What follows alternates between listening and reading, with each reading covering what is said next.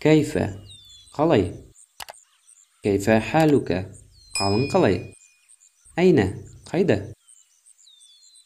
Айна дәфтәрун дәптер қайда? Мәтә қашан? Мәтә джитта қашан келдің? Кәм қанша? Кәм хәзәл китабу ол кітап қанша тұрады?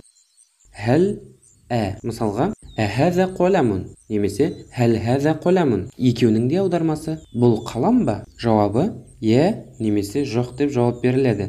Мысалға хәл әнтә талибун немесе әнтә талибун екеуінде де аудармасы бірдей. Сен студентсің бе? Дәл жаңағыдай жауабы немесе жоқ деп жауап беріледі. Мән кім? Мән хәзә раджулу мән хәзихил бинту бұл ер адам кім?